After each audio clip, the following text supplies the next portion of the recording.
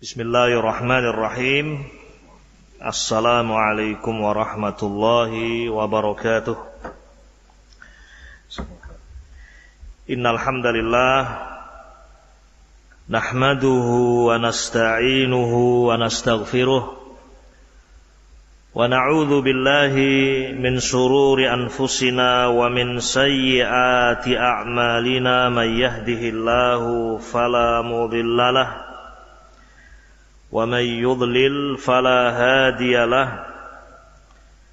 أشهد أن لا إله إلا الله وحده لا شريك له وأشهد أن محمدا عبده ورسوله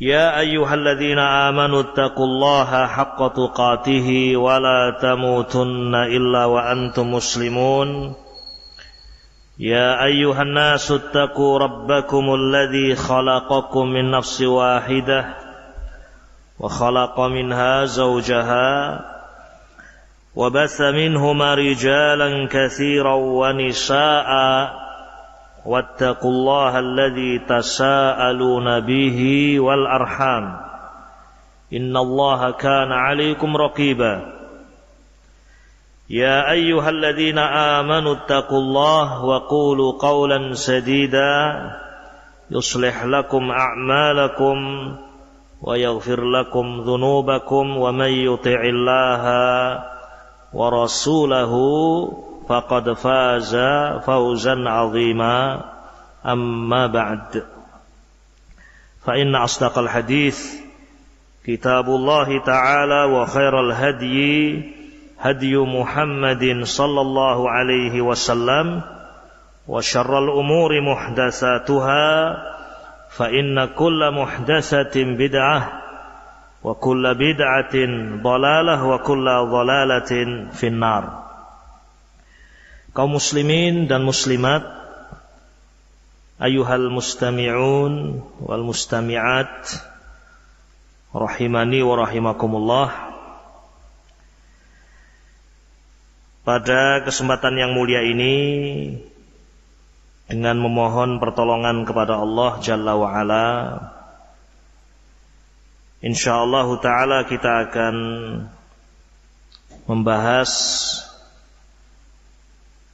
sebuah permasalahan yang muhim, yang sangat penting, terkait dengan pokok dakwah ilallah atau asas dan pondasi dakwah ilallah.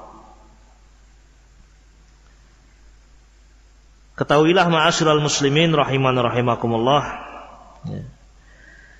bahwasanya ad-da'watu ilallah, dakwah mengajak manusia kepada agama yang mulia ini adalah perkara yang agung. Al-Quranul Karim dan sunnah Nabi alaihi salatu wassalam menunjukkan bahwasanya ad-da'watu ilallah adalah perkara yang wajib. Ini terkait dengan hukum ad-da'wah ilallah. Berkata Syekh Abdul Aziz Ibnu Baz rahimahullah dalam risalah beliau Ad-Da'watu Ilallah wa Akhlaqud Du'at, beliau mengatakan amma hukmuha, adapun hukum dari dakwah itu, faqad dallatil adillatu minal kitabi was sunnati ala wujubid da'wati ilallahi azza wa jalla. Dalil-dalil dari Al-Quranul Karim dan sunnah Nabi alaihi salatu wassalam menunjukkan wajibnya dakwah ilallah. Wa annaha minal fara'id, dan dakwah itu termasuk dari perkara-perkara fara'id, furud. Naam. Wal adillatu fi dzalika katsirah, dan dalil wajibnya dakwah itu sangat banyak. Kemudian Syekh menyebutkan adillah, dalil Kita bacakan sebagiannya. Di antaranya firman Allah Jalla wa Ala di dalam surah Ali Imran ayat 104. Allah mengatakan, "Wal takum minkum ummatun yad'una ilal khair wa ya'muruna bil ma'ruf wa yanhauna 'anil munkar wa ulaika humul muflihun." Dan hendaknya ada di antara kalian umat, sekelompok yang yad'una ilal khair. Mereka menyeru, berdakwah ilal khair, kepada kebaikan, berdakwah kepada tauhid, berdakwah kepada Islam. Wa ya'muruna bil ma'ruf, dan memerintahkan perkara-perkara yang ma'ruf, wa yanhauna 'anil munkar, dan melarang kemungkaran.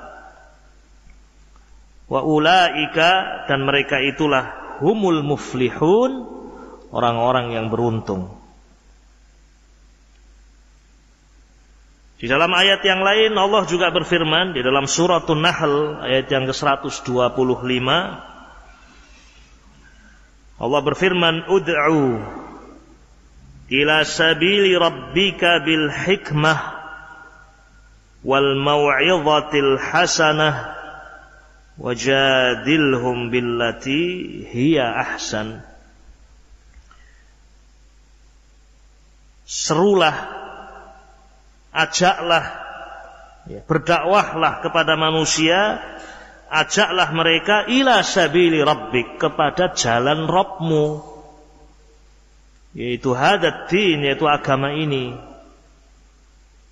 Seru mereka untuk mentauhidkan Allah, beribadah hanya kepada Allah, dan meninggalkan asyirk billah azza wa jal. Ini jalannya Allah. Serulah mereka itu bil hikmah, dengan hikmah, wal mau'izatil hasanah, dan dengan peringatan yang baik, wajadilhum billati hiya ahsan. Dan jika perlu untuk mereka untuk berjidal, diperbolehkan dengan jidal billati hiya ahsan, yang baik. Ini diantara dalil yang menunjukkan wajibnya mada ad-da'watu ilallah.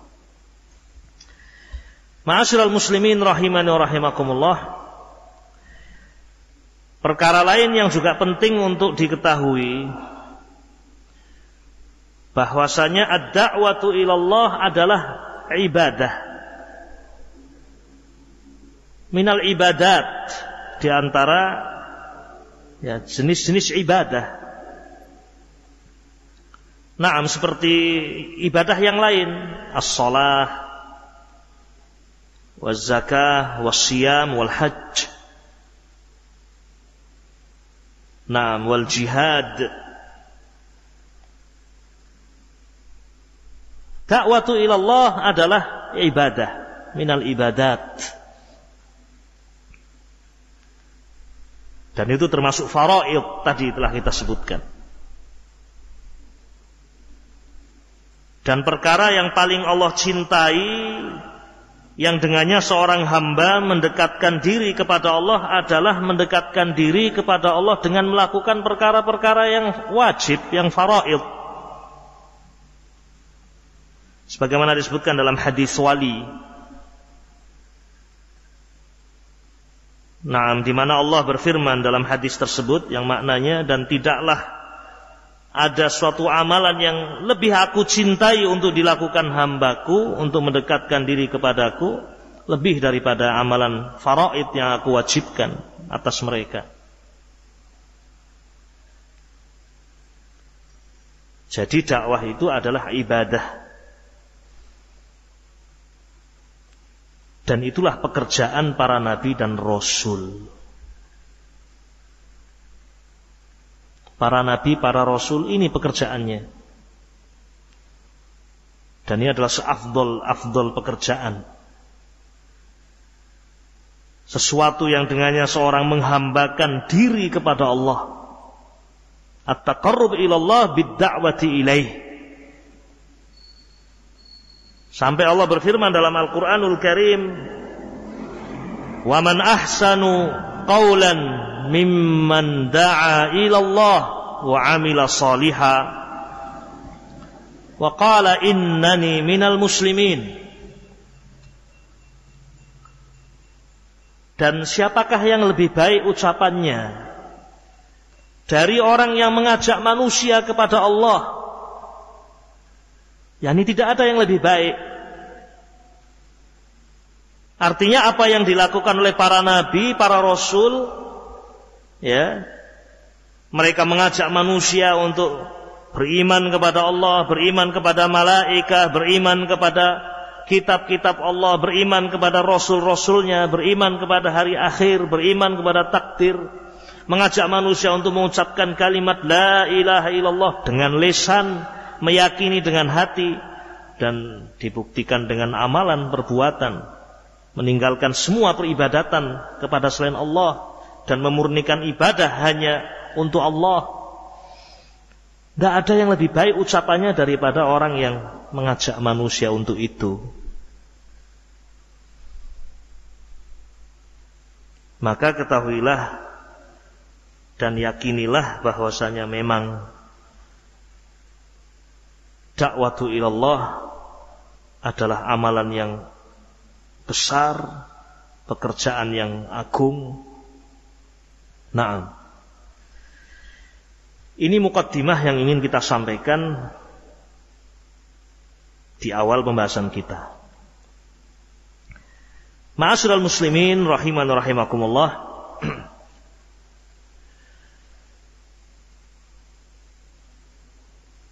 Ibadah dakwah ilallah ini perlu diketahui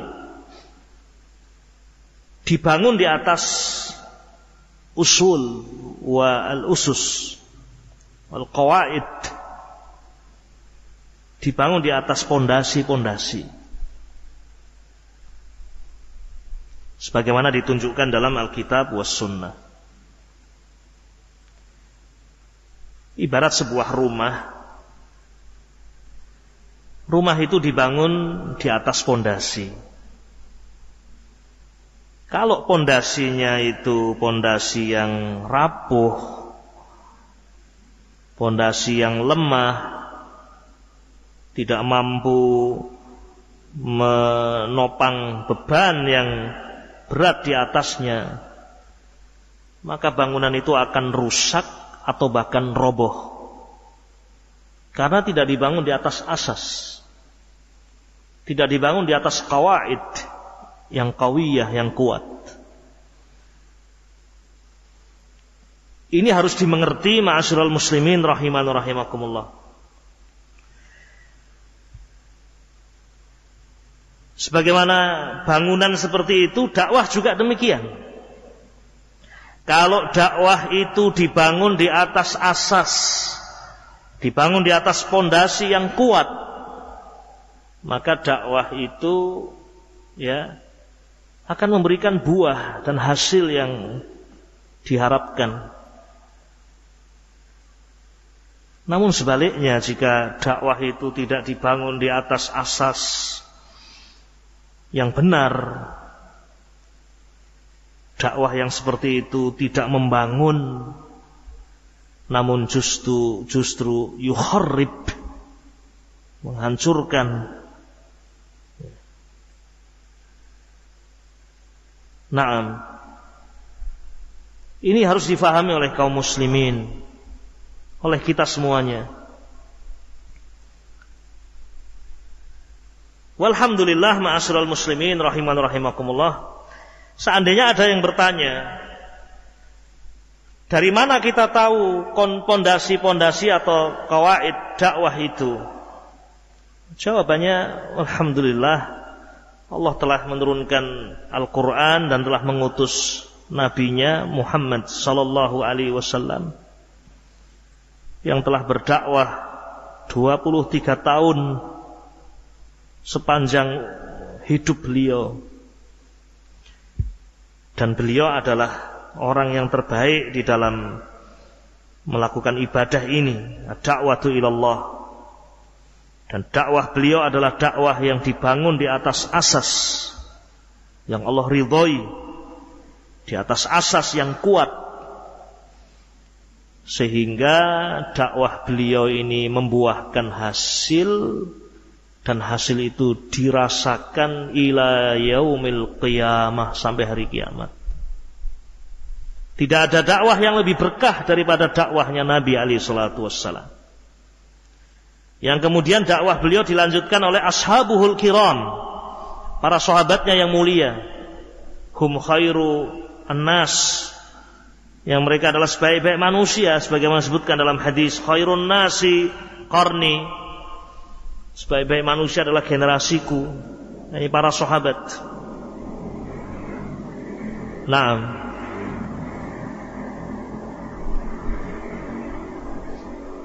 Jadi pondasi-pondasi dakwah itu bisa kita lihat, bisa kita ketahui dari Al-Quranul Karim dan juga sunnah Nabi alaihi salatu wassalam. Ma'asyiral muslimin rahiman rahimakumullah. Kita akan mulai insyaallah taala menyebutkan ya pondasi-pondasi itu ya bil ikhtisar, dengan ringkas insyaallah taala. Pondasi yang pertama ma'asyiral muslimin rahiman rahimakumullah, agar dakwah itu berdiri kokoh dan tegak, agar dakwah itu dibarokai oleh Allah dan membuahkan hasil. Ad-da'watu ilallah harus ditegakkan dengan al-ikhlas lillah wa mutaba'atu Rasulillah sallallahu alaihi wasallam. Al-ikhlas wal mutaba'ah. yakni orang yang melakukan dakwah itu dia harus ikhlas lillah jalla wa ala, dan di dalam dakwahnya dia mengikuti Nabi alaihi salatu wassalam, mentauladani Nabi alaihi salatu wassalam.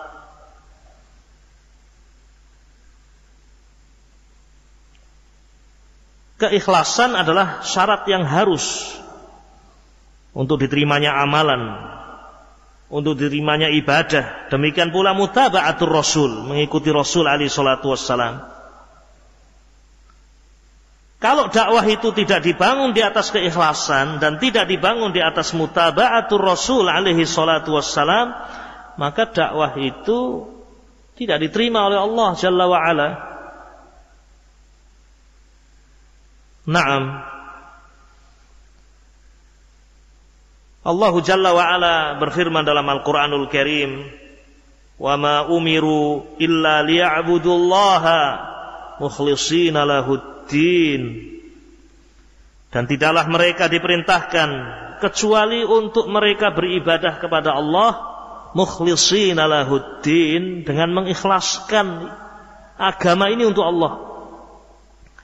Tidaklah mereka diperintahkan untuk berdakwah kecuali dakwah itu dia lakukan mukhlishan lillah, ikhlas karena Allah Jalla wa ala. La li ajlid dunya, bukan karena dunia, wala li ajlil mar'ati, bukan karena wanita yang hendak dinikahinya, ya. Bukan karena dia mengejar status sosial, bukan karena ad-dunya. Dan ini bukan perkara yang ringan, ikhwatil kiram rahiman rahimakumullah. Maka wajib bagi kita untuk banyak memohon pertolongan kepada Allah Jalla wa ala agar memudahkan kita ikhlas di dalam berdakwah ilallah. Juga sesuai dengan tuntunan Nabi alaihi salatu wassalam. Nah, jadi tidak boleh ibadah dakwah ini dilakukan serampangan, ya. Serampangan dilakukan, ya. Dan ini perlu kita ingatkan karena banyak sekali dakwah-dakwah yang menyimpang, yang tidak sesuai dengan bimbingan Nabi alaihi salatu wassalam. Ibadah yang tidak sesuai dengan tuntunan Nabi alaihi salatu wassalam, seperti dikatakan dalam sabda Nabi alaihi salatu wassalam, ya, Man 'amila 'amalan, termasuk dakwah. Barang siapa yang melakukan suatu amalan laisa 'alaihi amruna, yang tidak ada ajarannya dari kami, fahuwa raddun, maka amalan tadi tertolak. Naam. Ikhwatul kiram rahimani wa rahimakumullah. Ini asas yang pertama. Wabillahi taufiq. Bismillah.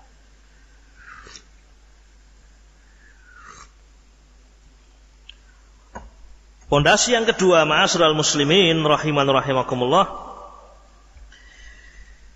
Dakwah itu harus dibangun di atas at-tauhid. Yani dakwah yang Allah berkahi adalah dakwah yang mementingkan tauhidullah jalla wa ala. Dakwah yang menjadikan tauhidullah sebagai perkara yang menjadi patokan dan prioritas yang paling utama. Thayyib. Jadi kalau ada dakwah, mengatasnamakan dakwah, namun ternyata tidak menyeru kepada tauhid,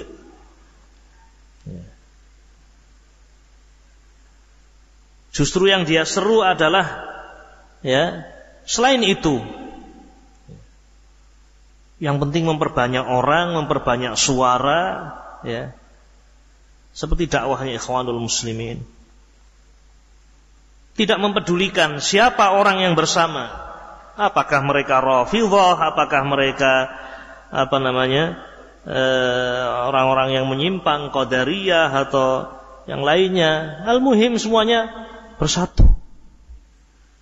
Kemudian mereka punya slogan, mari kita bersatu di atas perkara-perkara yang kita sepakati, dan kita buang jauh-jauh perkara-perkara yang kita tidak sepakati. Jangan kita bahas perkara-perkara yang kita nakhtalif fih, yang kita berselisih di dalamnya. Dakwah ilal karasi, dakwah untuk mendapatkan kursi di parlemen. Tidak ada ihtimam bit tauhid, tidak ada ihtimam bi bayani syirik, tidak ada perhatian di dalam menjelaskan tauhid, di dalam memperingatkan umat dari asyirku billahi jalla wa ala. Ini bukan dakwah yang sesungguhnya.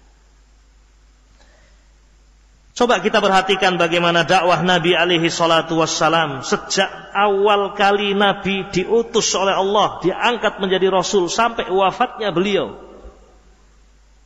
yang beliau serukan adalah kalimat tauhid, la ilaha illallah.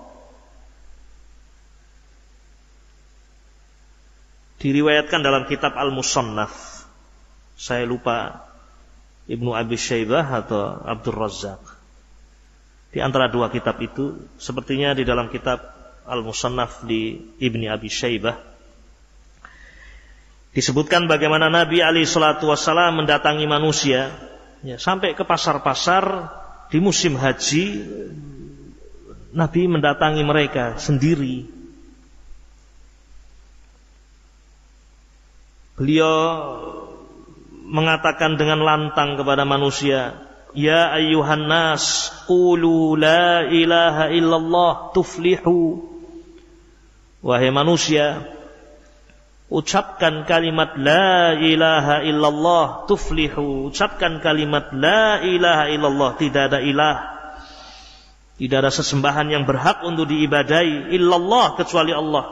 Tuflihu, niscaya kalian akan beruntung. Orang-orang Arab faham apa maksud kalimat ini. Maksud kalimat la ilaha illallah adalah wajib meyakini bahwasanya satu-satunya ilah hanya Allah. Yang lainnya harus diingkari, harus ditinggalkan. Latta, Uzza, Hubal, Manat, Waddan, Suwa', Yaghuth, Ya'uq, Nasr, dan yang semisalnya dari alihah, sesembahan-sesembahan min dunillah selain Allah. Kemudian memurnikan ibadah hanya untuk Allah. min sholatin wa dzabhin, dari ibadah salat, menyembelih atau yang lain dari ibadah.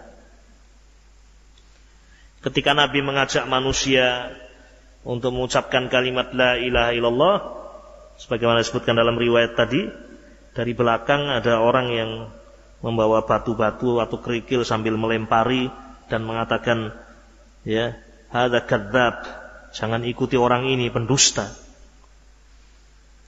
Ya, manusia pun terheran melihat pemandangan ini. Fayatasaalun, mereka pun saling bertanya, ini siapa yang di depan, siapa yang di belakang? Ternyata yang di belakang adalah Abu Lahab, paman Nabi sendiri. Wabillahi taufiq. Dan seterusnya sampai wafatnya Nabi alaihi salatu wassalam, itu yang didakwahkan. Ikhwatil kiram rahimani wa rahimakumullah. Kisah kematian Abu Thalib itu juga dalil bahwasanya dakwah Nabi alaihi salatu wassalam adalah dakwah ila tauhid.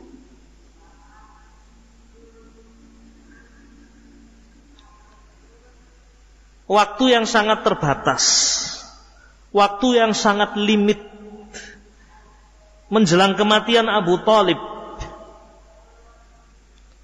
Nabi alaihi salatu wasallam tidak mengajak Abu Thalib untuk sholat, tidak mengajak Abu Thalib untuk yang lain.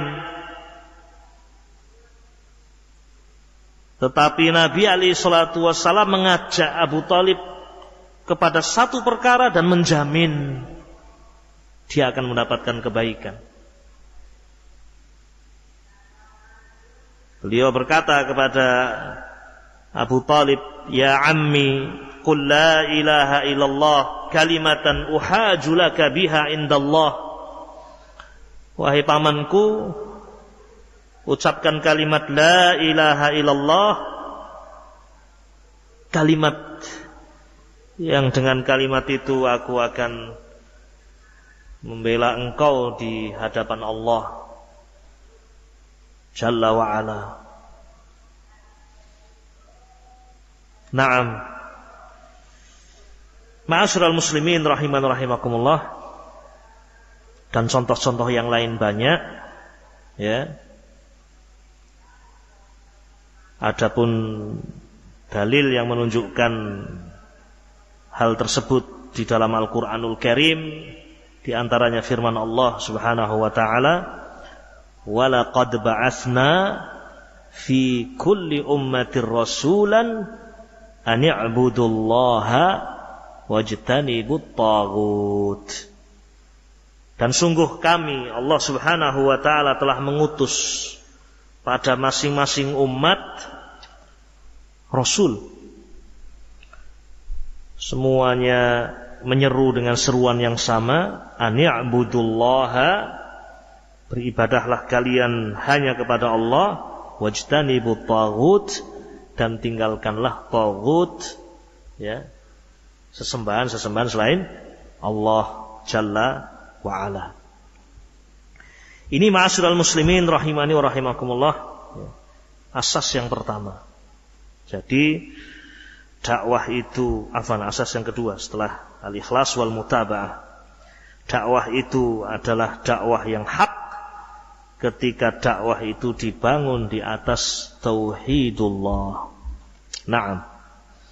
Dan dari sini saja kita bisa memilah dan memilih serta menilai dakwah-dakwah yang batil, dakwah-dakwah yang tidak dibangun di atas asas. Naam. Ikhwatil kiram rahiman rahimakumullah. Kemudian asas yang ketiga, fondasi yang ketiga adalah al-ilm, ilmu. Jadi dakwah ilallah adalah dakwah yang dibangun di atas ilmu.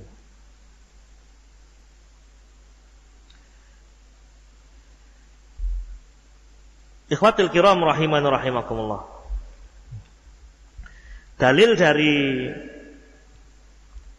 asas ini adalah firman Allah Subhanahu wa taala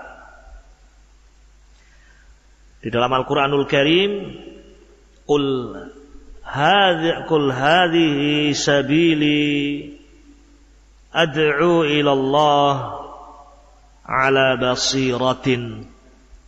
Qul hadhihi sabili ad'u ila Allah ala basiratin ana wa man ittaba'ani wa subhanallah wa ma ana minal musyrikin. Qul, katakanlah, inilah jalanku, ad'u ila Allah, aku menyeru manusia kepada Allah, ala basiratin, di atas basirah, di atas ilmu. Maka dari ayat ini, ma'asyiral muslimin rahimani rahimakumullah, dakwah yang dilakukan oleh Nabi alaihi salatu wassalam adalah dakwah di atas ilmu. Dan itu pula yang dilakukan oleh pengikut beliau, ana wa man ittaba'ani. Itulah dakwah para sahabat Nabi ridwanullah alaihim ajma'in, dakwahnya para tabi'in wa tabi'ut tabi'in, dan orang-orang yang mengikuti beliau dengan ihsan. Dakwah yang dibangun di atas ilmu, di atas Alkitab was sunnah.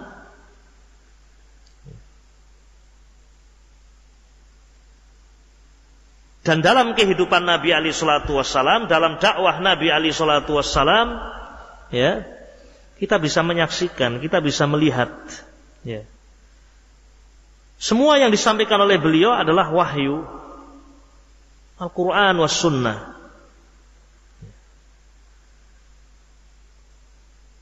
Ketika ada suatu permasalahan ditanyakan kepada Nabi dan Nabi belum memiliki jawabannya, belum ada wahyu, beliau tidak menjawab.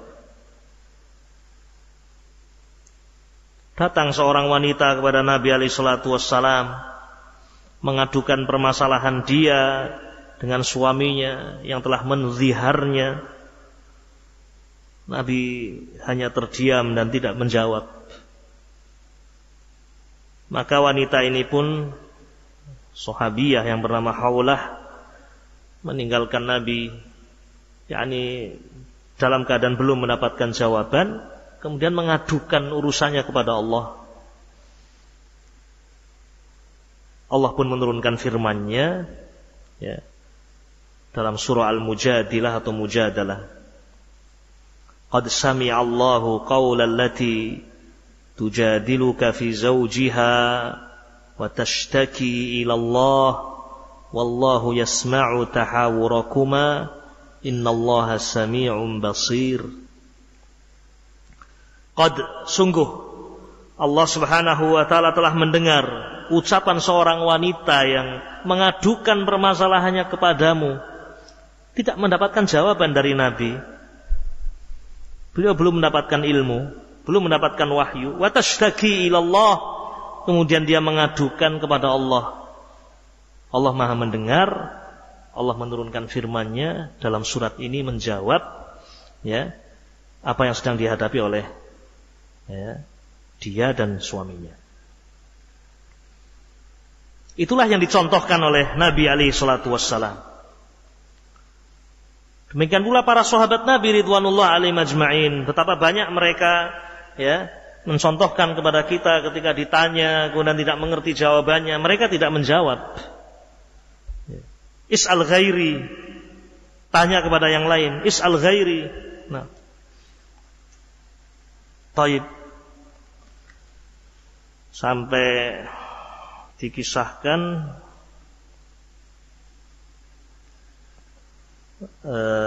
ada seorang di antara salaf, ya, ditanya kemudian mengatakan tidak tahu. Ada yang mengingatkan, apa kamu tidak malu, tidak bisa menjawab? Kata dia, bagaimana saya harus menjawab? Nah, ya. Kalau memang tidak tahu, saya katakan tidak tahu. Malaikat saja tidak malu untuk mengatakan tidak tahu. Ketika ditanya oleh Allah Subhanahu wa taala untuk menyebutkan nama-nama, tidak tahu malaikat, tidak punya ilmu. Mereka mengatakan qalu subhanaka la ilma lana illa ma 'allamtana.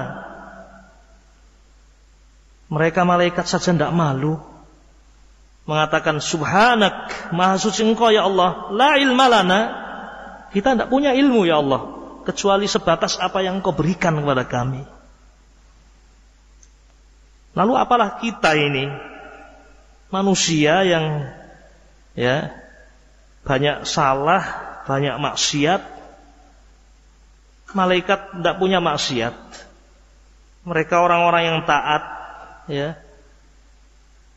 tidak pernah bermaksiat kepada Allah Jalla wa'ala. Ketika mereka tidak tahu, mereka mengatakan la ilma lana. Kami tidak tahu, tidak punya ilmu. Sehingga ma'asyiral muslimin rahiman rahimakumullah,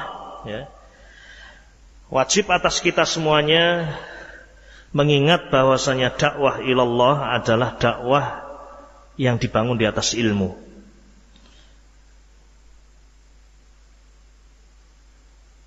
Adapun ketika ada dakwah yang tidak dibangun di atas ilmu, yang disampaikan khurafat, yang disampaikan al-bid'ah wal muhdatsat, tidak ada dalil, tidak ada bukti. Naam, yang ada adalah cerita-cerita, dongeng-dongeng.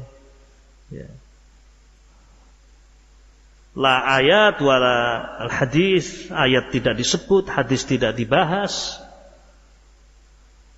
Ini sudah pertanda tidak baik.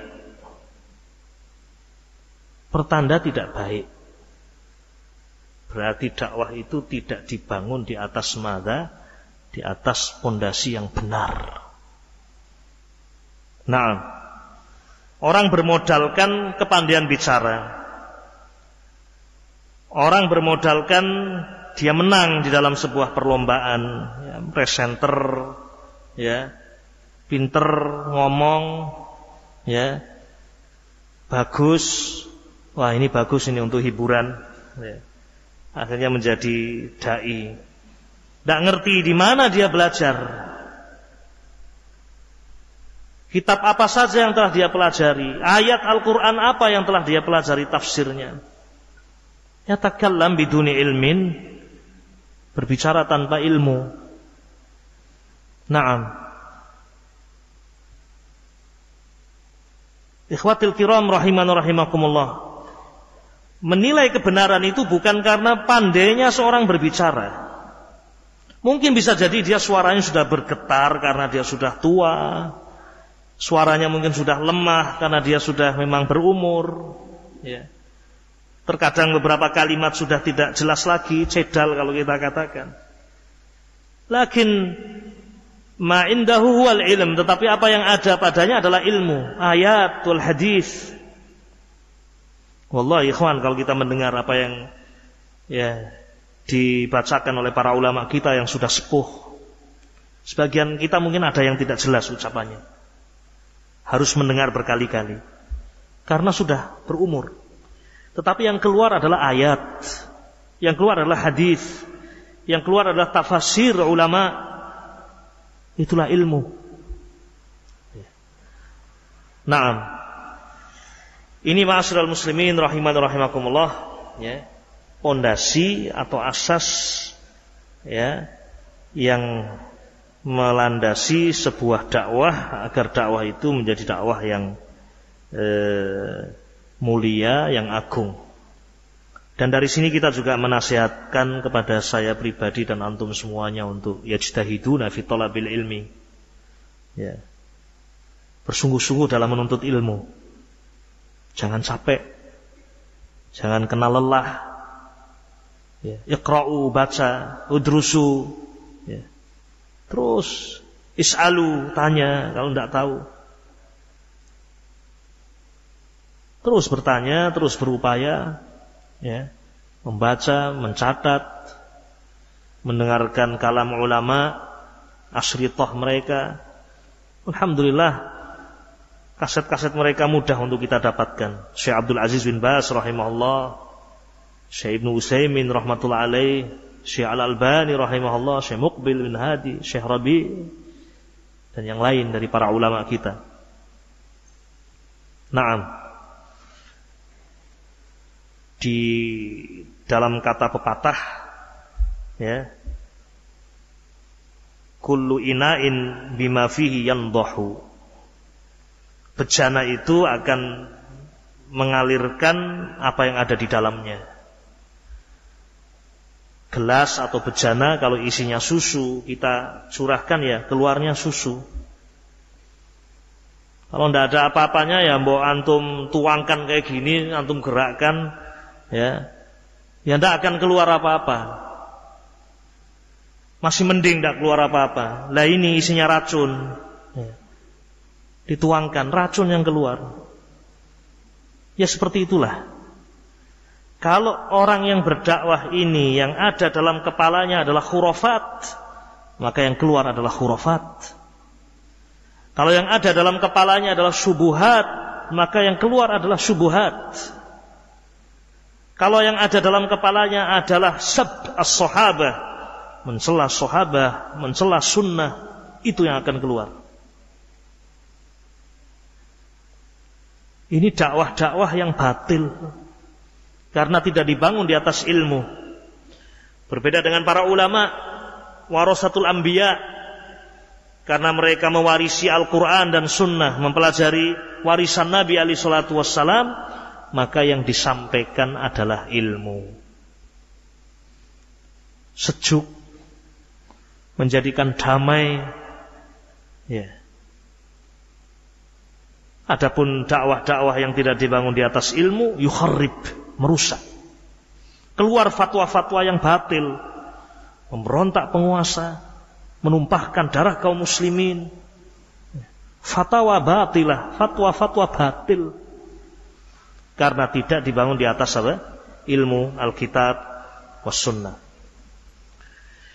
Kemudian ikhwatil kiram rahimani wa rahimakumullah.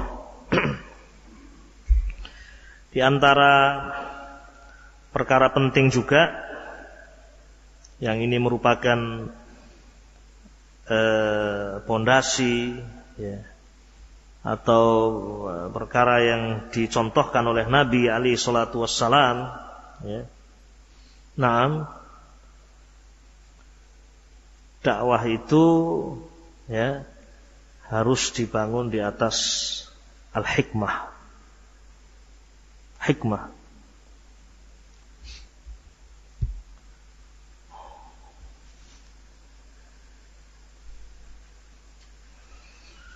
Ikhwatul kiram rahimani rahimakumullah.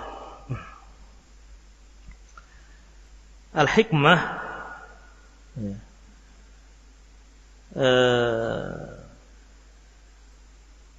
maknanya secara istilah adalah wad'us syai' fi maudhi'ihi, meletakkan segala sesuatu pada tempatnya. Ini namanya hikmah. Pas di dalam meletakkan sesuatu. Nah, di dalam hal-hal yang sepele dalam urusan dunia, kita akan dikritik dan kita akan dikatakan salah kalau menempatkan sesuatu tidak pada tempatnya. Nah, ini saya punya kacamata, saya pasang seperti ini. Nah, kira-kira apa yang terjadi? Kebalik kan demikian. Orang akan mengatakan, Mas, salah itu kacamata, terbalik. Meletakkan suatu tidak pada tempatnya. Hal sepele. Ya. Nah, tutup gelas yang di atasnya ada centilnya itu kan ditaruh di atas. Tapi dia ditaruh di bawah sebagai tataan, dipaksakan untuk gelas itu berdiri di situ. Tidak akan jadi, tidak akan pas. Kemudian pertanyaan berikutnya, hal-hal yang sepele seperti ini saja kita dituntut untuk meletakkan sesuatu pada tempatnya. Lalu apakah perkara yang sangat besar, yaitu dakwah ilallah, Nabi mengajarkan kita untuk melakukannya dengan semrawut, begitu saja tanpa aturan, atau ada perkara-perkara yang Nabi alaihi salatu wasallam ajarkan agar dakwah itu tepat, dilakukan dengan hikmah? Jawabannya jelas. Kalau hal-hal yang sepele seperti itu saja kita diperintahkan untuk meletakkan pada tempatnya, lalu bagaimana dengan dakwah ilallah? Dakwah amalan yang besar. Naam. Maka harus kita letakkan segala sesuatu yang terkait dengan dakwah pada tempatnya. Qala Ibnul Qayyim rahimahullah. Berkata Ibnul Qayyim di dalam Madarijus Salikin ketika menjelaskan makna hikmah. Al-hikmah adalah fi'lu ma yanbaghi 'ala al-wajhi alladhi yanbaghi fil waqti alladhi yanbaghi. Demikian kata Ibnul Qayyim rahimahullah. Jadi hikmah itu adalah fi'lul ladzi yanbaghi, melakukan sesuatu yang semestinya dilakukan, 'alal wajhi alladzi yanbaghi, dalam bentuk yang sudah seharusnya seperti itu dilakukan, fil waqtil ladzi yanbaghi, pada waktu yang seharusnya itu dilakukan. Jadi melakukan sesuatu yang memang pas, dalam bentuk yang juga sesuai dan pas, di waktu yang sesuai. Naam. Demikian pula dakwah ilallah jalla wa ala, ya, diajarkan oleh Nabi alaihi salatu wassalam, naam, agar dilakukan dengan penuh hikmah. Dan pembahasan hikmah di dalam dakwah cukup panjang dijelaskan oleh para ulama rahimahumullah. Tetapi kita akan menyebutkan ya beberapa hal bil ikhtisar. Di antara hikmah di dalam dakwah adalah mura'at al-mad'uwin. Memperhatikan ya keadaan mad'uwin, para mad'u. Nah,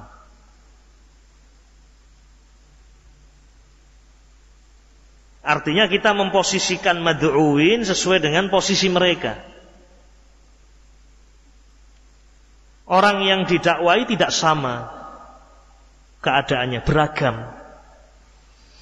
Ada yang fakir, ada yang miskin, ada yang ghani, ada yang kaya.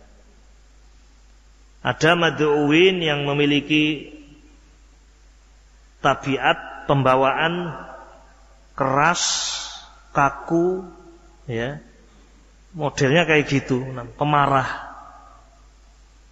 Ada orang yang memang subhanallah pembawaannya kalem, enak diajak bicara, ya, mudah, supel. Ada yang seperti itu. Ada orang tua, ada setengah baya, ada anak-anak. Beda. Ada laki-laki, ada wanita. Ada yang mereka memiliki posisi sebagai waliul amr, ada orang-orang biasa. Di antara mereka ada orang-orang yang memiliki hak-hak yang khusus seperti orang tua kita. Ada orang-orang yang biasa yang mungkin tidak ada ta'alluq, tidak ada hubungan apapun dengan kita. Ada orang-orang yang cerdas dalam arti ya mudah untuk memahami, ada yang ya tidak mudah untuk faham. Ada orang yang tinggal di kota Qurawi, ada yang tinggal di pedalaman Badui. Nas katsir, manusia banyak. Wa min rahmatillah alaina, dan di antara rahmat Allah Subhanahu wa taala atas kita, Allah Jalla wa Ala mengutus nabinya Muhammad sallallahu alaihi wasallam, dan beliau berdakwah kepada semua kalangan. Alhamdulillah. Sehingga model apapun manusia Rasul pernah menghadapi. Orang yang bengis, orang yang kasar, orang yang mu'anid, mujadil. Beliau pernah menjumpainya. Orang-orang yang kaya, orang-orang yang miskin, fuqara, masakin, ya, wanita, laki-laki, orang tua, anak-anak. Beliau telah menghadapi mereka semuanya itu dalam dakwah beliau. Maka kewajiban kita ma'asyiral muslimin ketika berdakwah adalah melihat ini. Melihat banyak jenis manusia.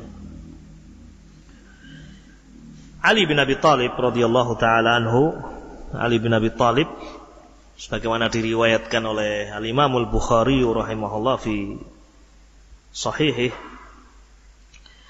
mengatakan, hadditsun nas bima ya'rifun aturiduna an yukadzdzaballahu wa rasuluhu.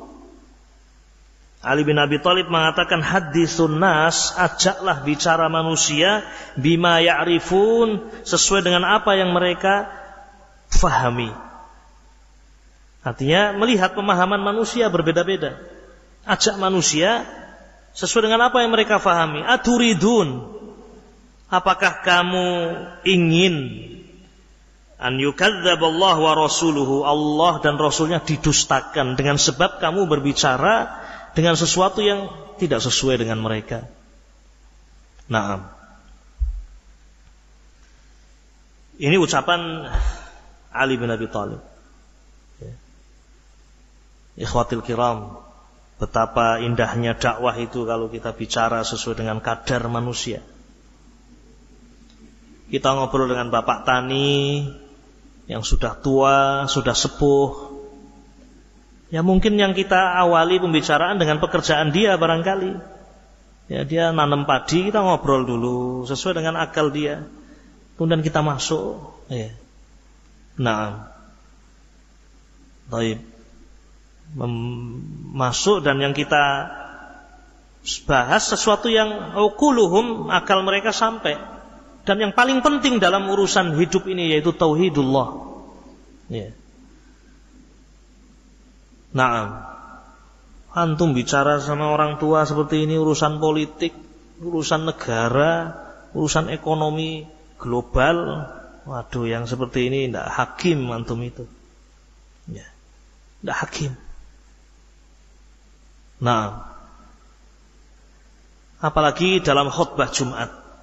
Penting ya kawan, antum khutbah yakhtubun nas. Khutbah Jumat itu yang hadir siapa kira-kira? Anwa' minan nas, ya atau tidak? Orang tua, anak-anak, pejabat, fakir, miskin. Ya. Berarti antum harus berbicara dengan sesuatu yang difahami oleh semuanya. Nah, sesuatu yang mudah, gamblang, jelas, inti. Ya. Nah, Ibnu Mas'ud radhiyallahu taala anhu juga mengatakan dalam riwayat yang sahih, ma anta bimuhaddisi qauman hadisan la tablughuhu uquluhum illa kana li ba'dihim fitnah.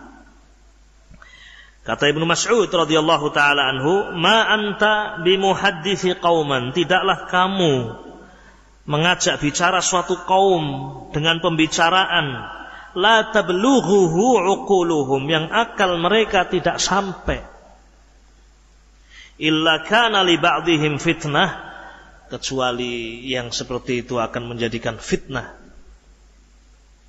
Naam. Intinya ikhwatil kiram rahiman rahimakumullah, dakwah itu dikatakan hikmah diantaranya jika kita memperhatikan kondisi mad'uwin, orang yang diajak bicara, bagaimana kondisi mereka. Saya sebutkan bil ikhtisar, ru'usul aqlam, barangkali suatu saat kita bisa melanjutkan pembahasan. Hikmah itu juga akan terwujud jika kita memperhatikan awqat, mura'atul waqt, memperhatikan waktu yang tepat, waktu yang sesuai. Juga dakwah itu akan dikatakan hikmah jika kita memperhatikan uslub, metode yang sesuai, mura'atul uslub atau al-asalib, na'am, dakwah. Juga akan dikatakan hikmah yang keempat, mura'at at-tadarruj fi ad-da'wah wa fi isalil ilm, memperhatikan adanya tadarruj. Apa tadarruj, ikhwan?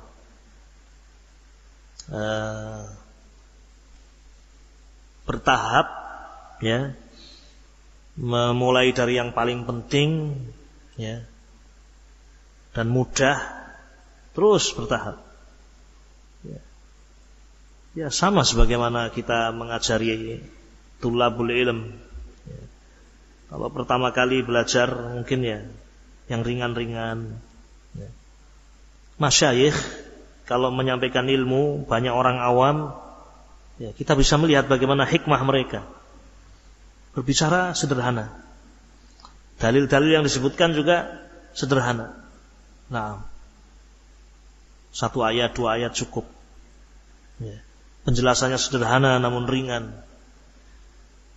Nah, waktu berikutnya ketika yang hadir atau ini bertambah yang mereka sampaikan itu, tadarruj.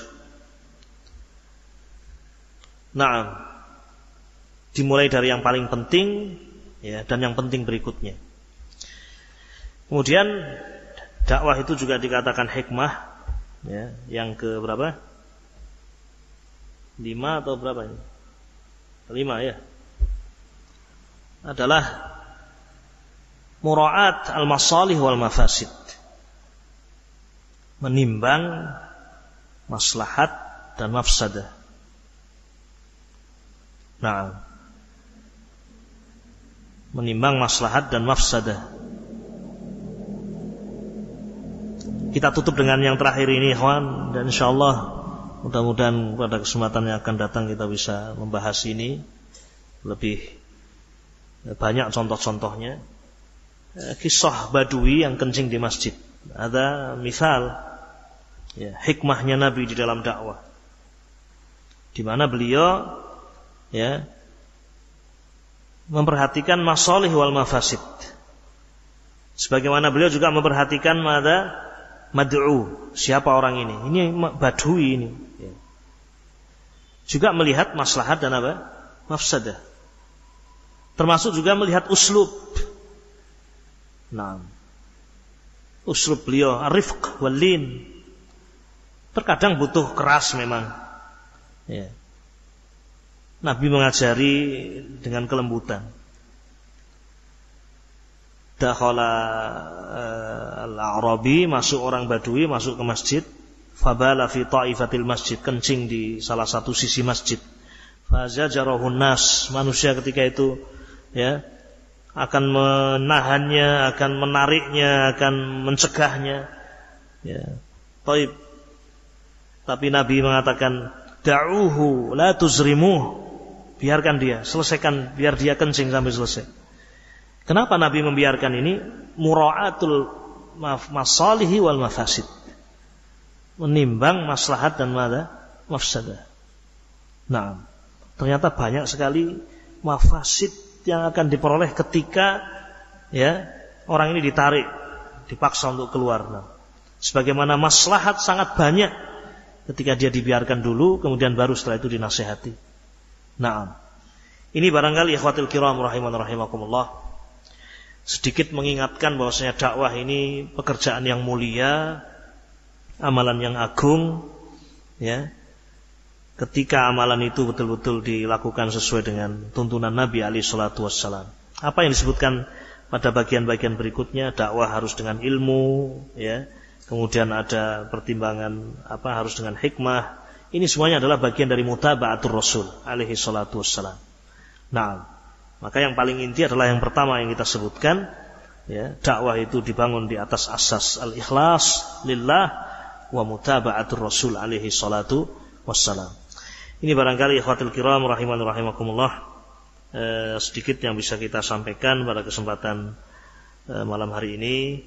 Mudah-mudahan yang sedikit ini berfaedah dan juga bermanfaat dan bisa mengingatkan kita semuanya akan nikmat yang sangat besar yang Allah berikan kepada kita semuanya, ahlus sunnah, ya, salafiyun, karena kita dimudahkan untuk mengenal dakwah ilallah, dakwah yang hak, dakwah yang dibangun di atas tauhid, dakwah yang dibangun di atas al-ilm. Naam, kita diajari oleh guru-guru kita untuk demikian, karena mereka mengambil ya itu semuanya minal kitab wa sunnatir rasul alaihi salatu wassalam. Wallahu ta'ala alam bisawab. Subhanakallahumma wa bihamdika asyhadu an la ilaha illa anta astaghfiruka wa atubu ilaik. Assalamualaikum warahmatullahi wabarakatuh.